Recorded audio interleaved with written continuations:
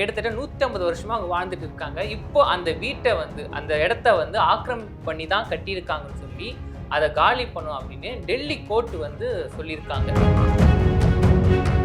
நிலத்துல வந்து ஒரு அமைப்போ அல்லது ஒரு கட்டடமோ கட்டப்பட்டிருக்கு அப்படின்னா அது அங்க இருக்கக்கூடிய அரசு நிர்வாகத்திற்கு தெரியாமல் நடப்பதற்கான வாய்ப்பே கிடையாது. இந்த அரசுக்கு தெரியாது, நிர்வாகத்துக்கு தெரியாது அப்படின்றது மிகப்பெரிய அது ஒரு பொய், அதுதான் தவறு. அப்ப சுதந்திரத்திற்கு முன்பு குடியேறிய மக்கள் அவங்களா இல்லையா? ஆமா. அப்ப சுதந்திரமே கிடைத்த பிறகும் கூட இத்தனை ஆண்டு காலம் வாழ்ந்த பிறகு அவர்களுக்கும் அந்த நிலத்திற்கும் சொந்தம் கிடையாது என்று அகற்றப்படக்கூடிய அந்த நிலைமையை தான் வந்து ஆபத்தான ஒரு கொடூர புத்தி தான் வந்து இதற்கு பின்புலமாக இருக்கு. ஆக ஆவணங்களின் அடிப்படையில கொடுத்திருக்காங்க அப்படின்னு சொன்னாலும் கூட மற்றவர்களுக்கு ஆவணத்தை வழங்க வேண்டியதுதான் அரசுடைய பொறுப்பு. Meenakshi Academy of Higher Education and Research. Admissions open. Apply online.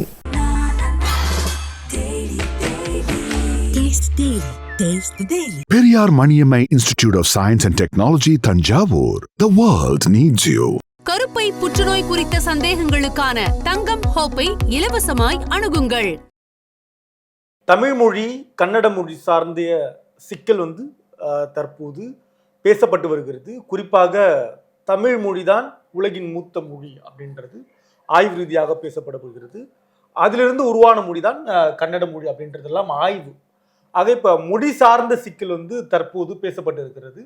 ஆக தமிழ் மொழி எந்த அளவுக்கு ஒரு மூத்த மொழியாக பார்க்கப்படுகிறதோ அந்த அளவுக்கு கன்னடமும் ஒரு மூத்த மொழியாக தான் பார்க்கப்படுகிறது. ஆனால் தமிழிலிருந்து இந்த கன்னடம் உருவானது என்கிற அந்த ஆய்வு தான் தற்போது வந்து தமிழர்கள் மத்தியில் ஏற்றுக்கொள்ளப்பட்டாலும் கன்னடர்கள் மத்தியில் அது புறக்கணிக்கப்படுகிறது. குறிப்பாக எல்லா கன்னட மக்கள், ஆமா, அது கன்னட மக்கள் என்பதை விட ஒரு அமைப்பு, அது ஒரு கட்சி கூட எடுத்துக்கலாம். ஆமா, அதாவது ஒரு மொழியை வைத்து அரசியல் செய்வது, ஆரோக்கியமான அரசியல் பண்ணுவது என்பது நமக்கு மாற்று கருத்து கிடையாது. எந்த ஒரு மொழியையும் வைத்துதான் நம்ம அரசியலை கட்டமைக்க முடியும் அப்படின்றதுதான் நம்மளுடைய இந்த அமைப்பை நம்ம அப்படிதான் பார்க்கிறோம். இன்றைக்கு இந்தியா முழுக்க இருக்கக்கூடிய பல அமைப்புகள் உருவானதுடைய பின்னணியே மொழிதான் பார்க்கப்படுகிறது. மொழியை ஒரு அரசியல் கேடயமாக பயன்படுத்தி தங்களுடைய அரசியல் தொடங்குவார்கள். அந்த வகையில வந்து தமிழ் மொழி சம்பந்தமான ஒரு திரைப்படம் இப்ப கர்நாடகாவில் வெளியாவதுல தான் சிக்கல் தொடங்கி இருக்கு. தக்லை படம், அந்த படம் வந்து இப்ப வெளியாவதுல மிகப்பெரிய சிக்கல் இருக்கு. அதற்கு காரணம் மொழி ஒரு காரணமாக பிரதானமாக பார்க்கப்படுகிறது. இந்த நிலையில வந்து அப்படி வந்து ஒரு மொழிக்கு எந்த அளவுக்கு சிக்கல் இருக்கிறதோ அதே போல தமிழர்கள் வந்து பாதிக்கப்படுகிறார்கள். தற்போது களத்தில் பாதிக்கப்பட்டிருக்கிறார்கள். நாடற்றவர்களாக வீடு இழந்து நாடே இன்னைக்கு அவங்களுக்கு இல்லை அப்படின்ற நிலைமை தான் உருவாகி இருக்கு. அதை பற்றி தான் நம்ம இன்னைக்கு வந்து பார்க்க இருக்கும். மிக முக்கியமான ஒரு தகவலை கொண்டு போய் சேர்ப்பதில் நமக்கு பெரும் பங்கு இருக்கு. அந்த வகையில் அதை பற்றி நாம் தொடர்ந்து பேசுவோம். நான் தமிழ்மாறன், நான் உங்கள் டேவிட் சுரேஷ். அடிப்படையில் டேவிட், என்ன சிக்கல் நடந்துட்டு இருக்கு முதல்ல ஊடகங்கள்ல பார்த்துட்டு இருக்கோம், அதை நம்ம மறுபடியும் வந்து மக்கள்கிட்ட கொண்டு போய் சேர்க்கணும். என்ன நடந்துட்டு இருக்கு? அது என்ன ஒரு பிரச்சனை அப்படின்னா, இப்போ நம்ம வந்து குடும்பத்தோட பீச்சுக்கு போகிறோம். அங்கே நம்ம பசங்க வந்து எனக்கு கல்யாணம் ஆகலை, உங்களுக்கு தான். அங்கே உங்கள் பசங்க வந்து மணலில் வந்து வீடு கட்டுறாங்க. அது வந்து கடல் தண்ணி வந்து அடிச்சுட்டு போதுனா எப்படி துடிப்பாங்க, ஐயோ கஷ்டப்பட்டு கட்டினதாச்சு போயிடுச்சு அப்படின்னு.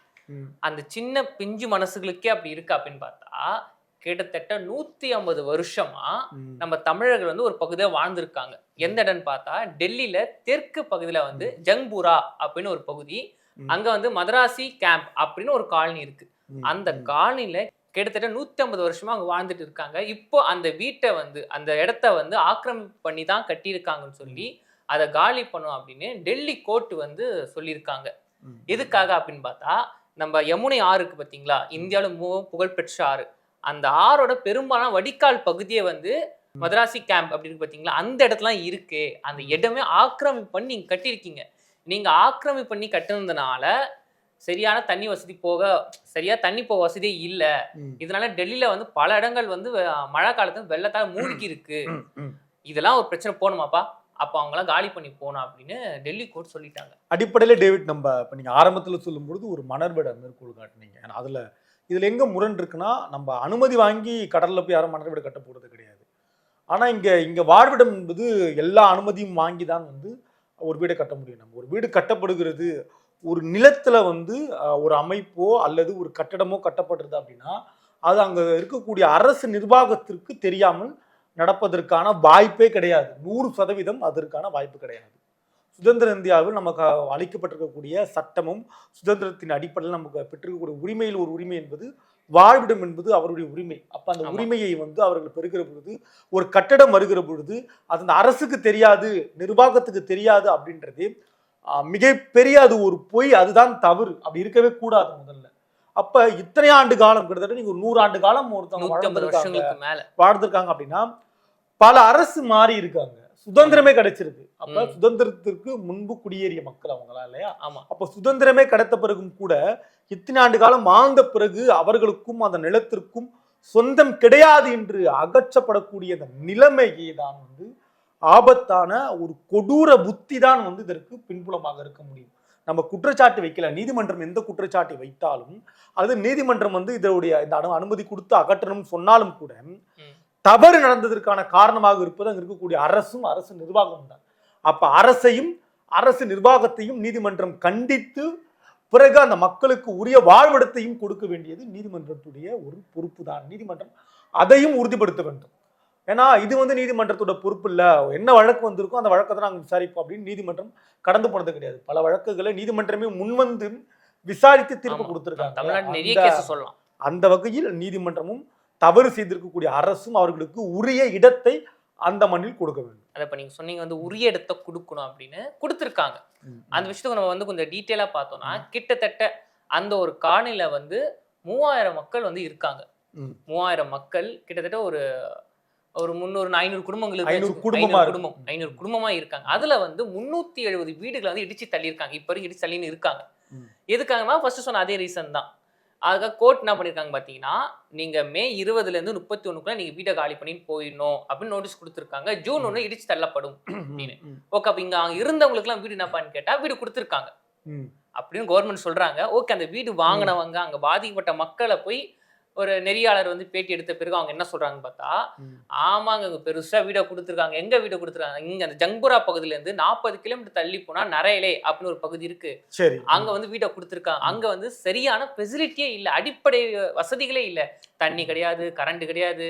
ஓகே, அப்ப எல்லாருக்கும் அந்த வீடை கொடுத்துருக்காங்களான்னு கேட்டா அங்கே ஒரு புல் ஷாப் வருது. என்னன்னு பார்த்தா அங்க இருந்த குடும்பங்கள்ல 189 பேருக்கு மட்டும்தான், 180 குடும்பங்களுக்கு மட்டும்தான் வீடை கொடுத்துருக்காங்க. அவன் மிச்ச பேர்லாம் எங்கப்பா? 500 குடும்பங்கள்ல 189 பேர் தான் கொடுத்துருக்காங்க. அப்ப மிச்ச பேர்லாம் எங்கப்பா அப்படின்னு கேட்டா அதுக்கும் வந்து கவர்மெண்ட் சைட்ல இருந்து ஒரு விளக்கம் கொடுக்குறாங்க. யார் கொடுக்குறான்னு பார்த்தா டிஸ்ட்ரிக்ட் கலெக்டரே சொல்றாரு, மாவட்ட ஆட்சியர். என்னன்னு பார்த்தா நாங்க வந்து வசிச்சுட்டு இருந்தவங்களுக்கு எல்லாம் வீடு கொடுத்துருக்கோம். யாருக்கெல்லாம் முறைப்படி டாக்குமெண்ட்ஸ் ஆவணங்கள் இருந்ததோ, அதாவது நாங்க வந்து இங்கதான் வந்து வீடு இருந்தும், இங்கதான் பல வருஷங்களுக்கு முன்னாடி எங்க குடும்பம் வந்தோம், இங்க பாருங்க டாக்குமெண்ட் எல்லாம் இருக்குன்னு காட்டுறாங்க பாத்தீங்களா, அவங்களுக்கு மட்டும்தான் நாங்க வீட கொடுத்துருக்கோம். அவன் மிச்ச பேருன்னு கேட்டா அது பதில் வரல. ஆக ஆவணங்களின் அடிப்படையில கொடுத்திருக்காங்க அப்படின்னு சொன்னாலும் கூட மற்றவர்களுக்கு ஆவணத்தை வழங்க வேண்டியதுதானே அரசுடைய பொறுப்பு. அரசும் அரசு நிர்வாகத்தையும் நம்ம உருவாக்கி இருக்கோம். இங்க வந்து எந்த ஒரு அரசு நிர்வாகமும் தானாக உருவாகல, உலகம் உருவான மாதிரி. ஒவ்வொரு அரசையும் அரசு நிர்வாகத்தையும் உருவாக்கக்கூடிய அதிகாரம் யார்கிட்ட இருக்குன்னா மக்கள்கிட்ட தான் இருக்காங்க. நீங்க வந்து நாடாளுமன்றம் ஒரு பக்கம் இருக்கலாம், ஒரு பக்கம் நீதிமன்றம் இருக்கலாம், அரசு நிர்வாகம் இருக்கலாம். இதற்கெல்லாம் தலைமை யாருன்னா மக்கள் தான். அப்ப மக்களால் உருவாக்கப்பட்ட இந்த நிர்வாகம் சரியாக செயல்படல அப்படின்றத அதுல வந்து பார்க்கப்பட வேண்டியது. ஆனா இன்னொரு கேள்வியும் வருது, என்னதான் ஆக்கிரமிப்பு பகுதியில தான் நீங்க வாழ்றாங்க, அப்போ கவர்மெண்ட் இது சரிதானா அப்படின்னு ஒரு தரப்பு மக்கள் சொன்னாலும் இன்னொரு தரப்பு மக்கள் என்ன சொல்றாங்கன்னா, இல்ல அங்க வந்து வேற ஏதோ ஒரு கம்பெனி வரப்போகுது மக்கள் சொல்ற, நம்ம சொல்ல அங்க இருக்க மக்கள் சொன்னாங்க, இடம் வந்து ஒரு பெரிய முதலாளிக்கு வந்து கை மாற போகுது, பிளாட்ஸ் வரப்போகுது, அதனால எங்களை காலி பண்ண சொல்றாங்கன்னு மக்கள் சொல்றாங்க. மக்கள் சொல்றது உண்மையா பொய்யா அப்படின்னு இனி வரும் காலங்கள தான் தெரியுமே. அங்க வந்து வேற ஒரு வீடு வரப்போதா, இல்ல வந்து வடிக்கல் அமைப்புக்காக காலி பண்ண சொல்லியிருக்காங்களா, பிளாட்ஸ் வரப்போதான்னு தெரியல. உள்ளபடியே எதுவாக இருந்தாலும் அரசு மக்களோட நிற்க வேண்டியது, மக்களுடைய பக்கம் நிற்க வேண்டியது அரசுடைய கடமையாக இருக்கும். தமிழக அரசு இது சார்பா என்ன அறிவிப்பு கொடுத்துருக்காங்கன்னா, ஒருவேளை அங்க இருக்கக்கூடிய தமிழர்கள், தமிழ் பேசக்கூடிய மக்கள் அங்க இருப்பதற்கான வாய்ப்பு இல்லை, தங்களுடைய சொந்த ஊருக்கே மறுபடியும் திரும்பணும் அப்படின்னு நினைச்சாங்கன்னா மீண்டும் இங்க வரலாம். தமிழ்நாடு அரசு அவர்களுக்கான நிலமும் அவர்களுக்கான வாழ்விடமும் இங்க இருக்கக்கூடிய தமிழக அரசு அவர்களுக்கு அமைத்து கொடுக்கும் என்கிற ஒரு அறிவிப்பையும் தமிழ்நாடு அரசு கொடுத்திருக்கிறது. ஒரு பக்கம் தமிழ் மொழி சிக்கலும் தமிழர்களுக்கான சிக்கலும் தற்போது பெரிய அளவில் பேசப்படுகிறது சமூக ஊடகங்களில் என்பதில் மறுப்பதற்கில்லை. தொடர்ந்து இனி வரும் காலங்களில் இந்த மாதிரியான சிக்கலை தமிழர்கள்னு கிடையாது, யாருக்கும் இந்த மாதிரியான சிக்கலை ஏற்படுத்தக்கூடாது. அரசும் அரசு நிர்வாகமும் நீதிமன்றமும் கூட கவனமாக இருக்கும். எதையுமே அரசு இனிவரும் காலங்களில் என்ன மாதிரியான முடிவு எடுக்கப் போகிறார்கள், அவர்களுக்கு உரிய உரிமையை பெற்றுத்தர வேண்டும் என்பதுதான் நம்முடைய பதிலும் கூட. தொடர்ந்து பயணிப்போம். இது கிங் டிவி. நான் தமிழ்மாறன். நான் உங்க David Suresh. Meenakshi Academy of Higher Education and Research. Admissions open. Apply online.